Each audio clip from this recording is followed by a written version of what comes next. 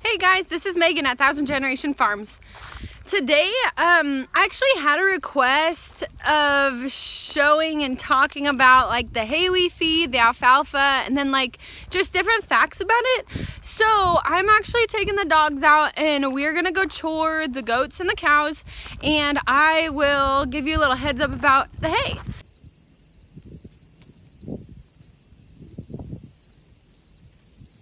And want to come farming with us? Okay, so when I got to chore every day, there's usually some goats loose, and it's just because goats love to jump. They're really good at it. So I'll show you here. We have one. So usually when I got to chore every day, there's usually some goats loose. And here's Bullet. Hey, Bullet. She's pretty friendly, pretty tame. She does not like the dogs though, but not a big deal. And it's just because goats can jump really high, and so somehow she gets out, but she always goes back in for me. Like, I'll show you this.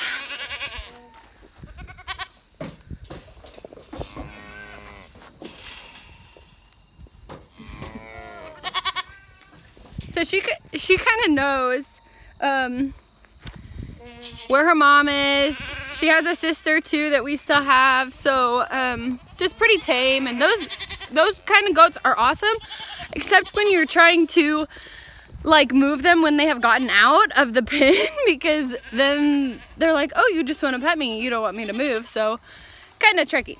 But another thing is, like, the goats and the cows are always bellowing at me when it gets time to be chore time, and so I never forget to chore because they're always reminding me, right? When I first come out to chore, I'll show you what I do here. So I check their waters, and I showed you this on how to raise goats, and the link for that video is on the screen right now, so if you haven't seen it, go ahead and see it.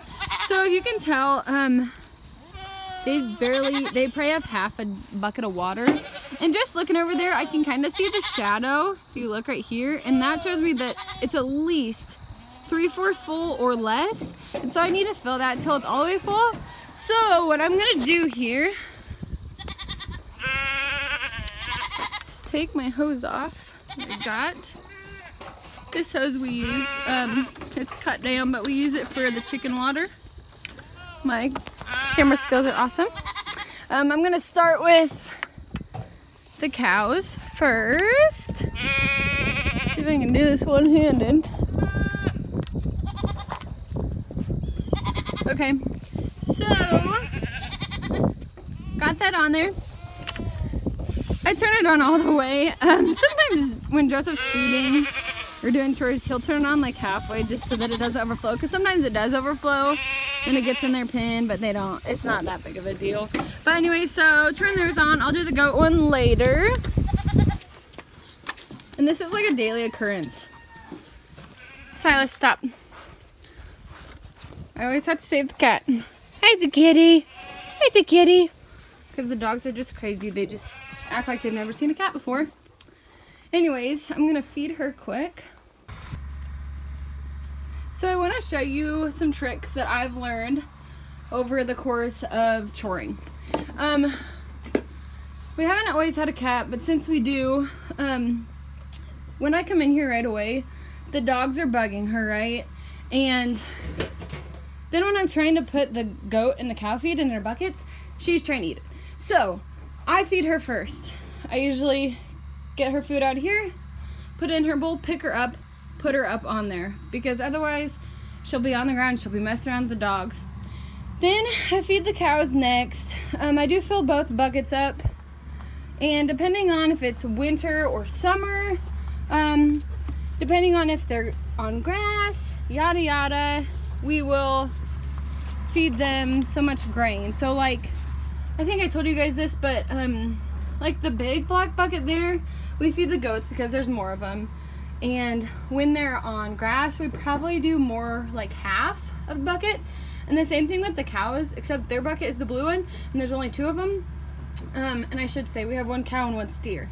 So, and the cow should be pregnant. The steer, we're just kind of feeding out So they both get at least half a bucket, if not more. If we feel like they need some more, if they look skinny, we'll give them a lot more because they need a lot of nutrients, they need a lot of feed, and they also have unlimited supply to hay every day. So we're just trying to supplement that as best as we can. And like, we try and separate them. So as you can see, our steer is on this side, our cows over here, and like I said, some of the goats get out. It's not a big deal, they're fine. But I try to feed our cow first, because then our steer likes to be on this side. So like, if I fed him first, the cow is more aggressive, she will come over and try and steal his feed. So like, there's little things you got to work through and think about. You don't have to, but it just makes life so much easier.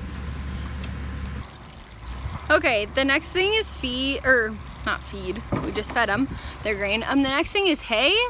And so, like I said before, we do grow alfalfa. We bale it. We have a little patch like down the road that we bale. That's a neighbor's, and we're really thankful for them that they let us do that. And then we also have, I think, about 7 or 8 acres here at home that we bale. So we used to do small square bales, lots of work. We invested into a large, big round baler, and now we do big round bales. Really nice. You can pick them up with the bale fork on the tractor. You don't have to use your hands at all. So really cool. So that is what we feed all the time. We always have a big round bale in the goat pen for sure, and then we hand feed the cows, the cow and the steer, every day, and make sure they have enough for the whole day. Okay, so this is our hay bale right now. It's kind of big and falling apart. We actually just got this one out maybe like 3 or 4 days ago. It might have been like Friday or Thursday, and today is Monday. So I was just showing my nephew the other day that, like, he was trying to get hay from the top like this, and right now that would maybe work a little bit, but usually we start at the bottom. And when you think about a hay field, if you know things about hay fields, the hay is cut like grass. It's cut and it lays in strips, okay? And then I'm having a brain fart of what they call that attachment you put on the tractor. The swather. They come and swath it, and it goes in strips of hay, and it kind of turns it because you don't want your hay wet or it will be moldy, and I'll talk about that in a little bit. But so it rolls up basically. Like when you bale it, it's in strips, so then it rolls up. It rolls up into the baler. So if you know what I'm talking about, or if that makes sense to you, like you can see kind of right here, it unrolls. So like we were starting right here at the bottom, getting hay out. It came all the way around. Now it's just kind of a mess. But I will start right here when I get hay for them. Something else I was telling them about is, you can see it's kind of dark right here. That means that that part was probably a little wet. And a lot of times when you have a big round bale, the very outside roll or layer, whatever you want to call it, is kind of a darker color because the rain hits it. Like if you look over there, I don't know if you can see that very well, I'll try to zoom, but those hay bales, they're all dark, and it's because they get weathered. The inside doesn't get weathered as much. So like the cows will still eat the dark stuff in there, so will the goats. But something to keep in mind is, if you have dark stuff like that, and I don't think we have any here, but a lot of times the dark wet hay like that will have white stuff on it, and that is mold. Now, it's not really good to feed that to your animals. They won't eat it, especially cows. They're very picky, and mold is not good for anybody to eat, and it has no nutritional value to it. So that's something to look for. Another thing, like I said, all of our grass or whatever we planted out. It was alfalfa, right? We planted alfalfa out there. Well, that doesn't mean that there's no weeds, there's no grass out there. There's weeds and grass out there too, and you try your best to maintain that and to get rid of the weeds. But so a lot of times you're not gonna just have purely alfalfa in your bale, but the animals love the alfalfa. That's like their favorite thing. So like you can tell that this one has been sitting there a little while. It's probably from last year just because the color of it. But like if we went to a newer bale, which maybe I'll take you over there, it would be a little bit more green, and the alfalfa leaves, well, there wouldn't be many leaves left on it, but you could tell more of what the alfalfa is. A lot of this looks like prairie grass. This might be alfalfa, I'm not 100% sure, but and then you can see right here that this part is a little lighter, even more than this yellow part. And they love to eat this, and I'll tell you, this stuff is even a buffer. So like, just like straw, you know, if you're kidding, like for goats, they have kids, that's what they call their babies. So if you have kidding season or calving season, which hopefully we'll have with our cow right here in the spring, then you need lots of hay, lots of straw in the barn, in their pen, so that they have a, well, and you need it all the time actually, not just when they're kidding, but just so that they have a clean, comfy space to lay, to have their babies. Especially in the winter, we try and do that like a couple times a week, just make sure their bedding's good. A lot of times in the summer, the cow's pen will get really poopy, and so we try to keep that hayed up.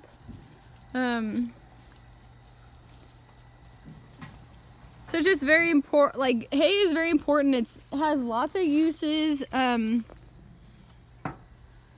definitely like a buffer for feed. It's just kind of like grass. It has nutrients in it, and they really like to eat it. And a lot of animals can't merely just survive on grain. It's not good for them. Like cows, like cows, if they have too much corn, they can bloat.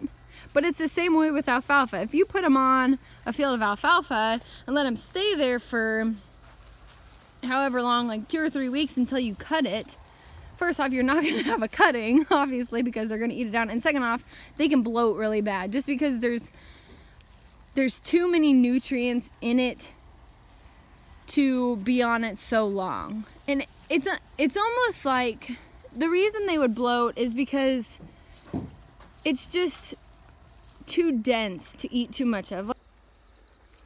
So some of the reasons that cows would bloat because of too much alfalfa is basically early alfalfa. So when you plant it, you can, you know, it grows up, it gets leaves, and then when it's about ready to bale, the leaves are kind of dried, or blooming, I should say. And so when it's early on, when it has just been planted and it's not very tall, because it can get almost knee-high or taller. When it's shorter than that, so maybe like ankle high, it's just so rich in protein that it's not good for really any animal to eat too much of it because it's harder to digest. So say you're getting ready to cut your hay. It's starting to bloom. There's going to be some nice weather, so it can lay for a day or two and dry.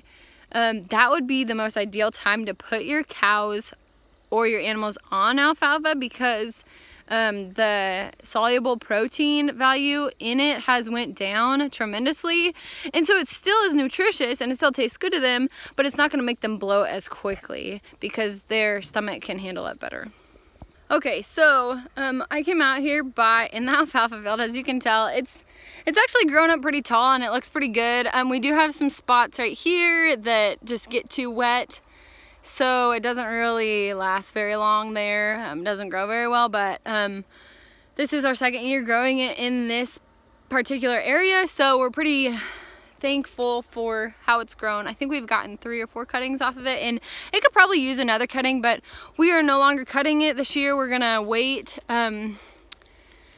So it will stay like that. I believe it goes dormant over the winter.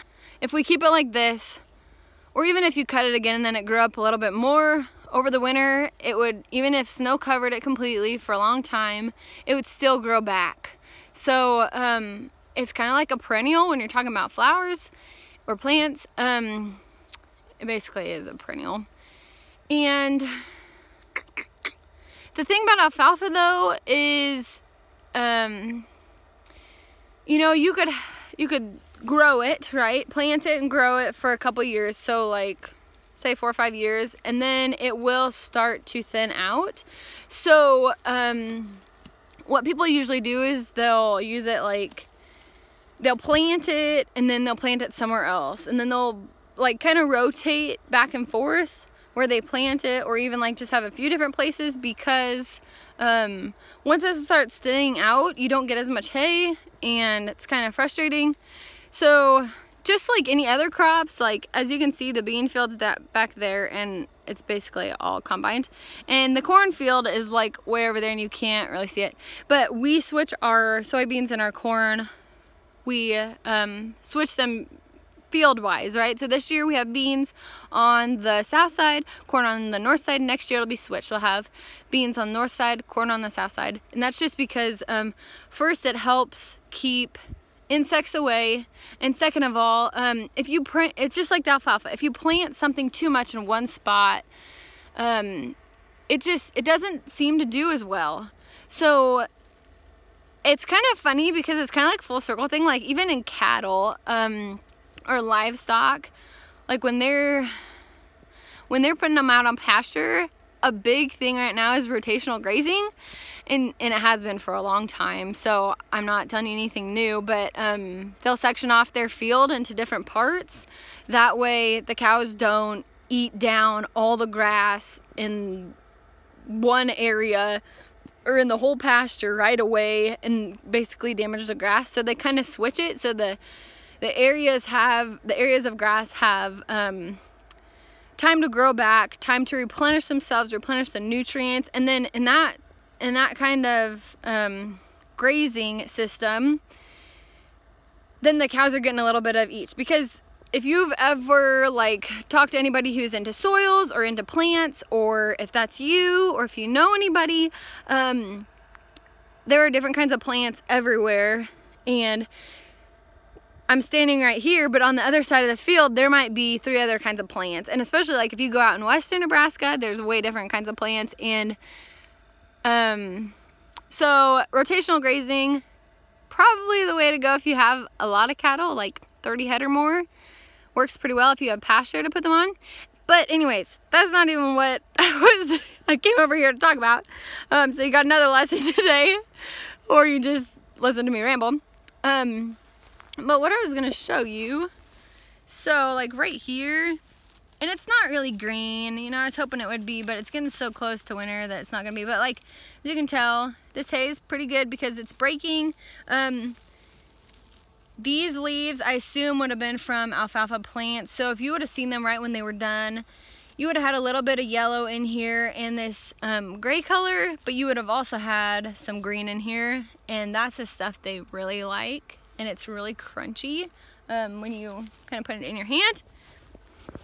And then I'll show you the stuff I'm walking on, which I probably shouldn't. But this is alfalfa in its growing state. Has some leaves on it. They're kind of long, ovally leaves. And like if I would have been this, like it doesn't break right now. And there's just a ton. Like you could probably get this confused with beans that hadn't been growing for very long, except like when you're driving from a far away place, when you get up close, beans start to have pods and stuff. So really they're not the same at all, but they're just all green, you know, it's like a field of green. Like if you look back here, all green. It almost looks like weeds, but I promise you, your animals will love it. So I'm gonna show you one more thing and then we're gonna go finish choring. Okay, so this is our newer hay, right? It's a little lighter. And we've been getting bales, the older bales first for the animals, just because we want to get rid of them. Like, as you can tell, that one, excuse me, that one was probably the end of the hay rows because it's so much smaller. But you can see these are a little darker, like even just the difference in those two. These are darker and then they get lighter. And people bale, and people don't only bale alfalfa, they bale grass, like all different kinds of grass. There's prairie grass, I don't even know, lots of grass. They bale stalks. We actually have a stalk bale over by where we chore, and I'll show you that. Basically anything you can get your hands on that your animals will eat and that is good for them and that is easy to bale or pick up with a tractor, you could see it in a bale. I'm not super familiar with straw, so if any of you guys know a lot about straw and baling straw, comment, let me know. I'm really interested in learning a little bit more about that. We would probably only use that for bedding here, and since we have hay, that's probably why we've never done it, because hay does the same thing. But if you know anything about straw, let me know. Comment. Yeah, let me know. Okay, so this is a poor excuse for a stalk bale, but basically this is like after the corn is harvested, you can go out to the field and bale up the stalks that are left over. And another one people bale is silage, which that's a whole nother topic that maybe we'll cover another time. But the reason this one looks so crazy is because the goats that get out, they will come and munch on it because they like it. And this one has been here for a long time, so like probably 2 or 3 years, and they still eat it. So that shows you how well baling keeps the nutrients and just the taste compacted in there. Looks kind of funny, but yeah, that's another kind of bale. So the last thing I'm gonna do here is get some hay, because I haven't even got the hay for the animals yet. I'll try and do it one-handed so you can see what I'm doing.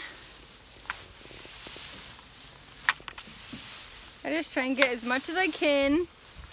And honestly, if it's like in a roll like I was telling you, because like this stuff isn't, but if it was in a roll, it'd be a lot easier to pick up. And you could probably see the nutrients more. Now we have a hay feeder, but a lot of times I just put it right over the fence like that. Because our steer is a little shorter, and our bale feeder is, well, I'll show you. I'll go over there and show you. Joseph actually made this. He is so creative. So smart. But he just took some old hog panels and welded them together. Basically made a hay feeder. Really cool. Over there, I'm not sure if it's, I can't really tell where it is, but we do have like a square feeder that Joseph also made in the goat pen, but it actually looks more like a big round bale feeder like that you would see at Orchlands or like in a pasture, and they all work really great. So I'm gonna actually just end up giving them some hay. Gotta check the chickens still. I think Joseph checked them yesterday. They still haven't been laying eggs, so if you have any comments about that, go ahead. I think we've had them for like 5 months, and we have 2 roosters, so you would think that they'd be laying already. But so if you have any thoughts on that, comment, let me know. But after that, after I check the chicks and feed the hay, I will be done chewing. And it usually doesn't take this long. I was just trying to tell you guys all about it. So like in the summer, it probably takes like 10 minutes or less. In the winter, whew, takes a lot longer. Just because there's lots of snow that gets piled up. We got to put our coveralls on, our snow boots. We got to walk in the snow. If you got to haul hay anywhere, you got to warm the tractor up. Or just walk the hay over to the feeders, and it's kind of funny because we used to have the feeders really far away, and then we were like, why are we doing that? And so we actually moved them further or closer to us, and then we made those new feeders so they work a lot better. So anyways, thank you for coming farming with us today, and stay tuned for our next video. I'm sure it'll be a DIY because I haven't done one of those in a little while, and that's like my thing. I love projects. You can ask my husband. But anyways, I guess we'll talk to you later.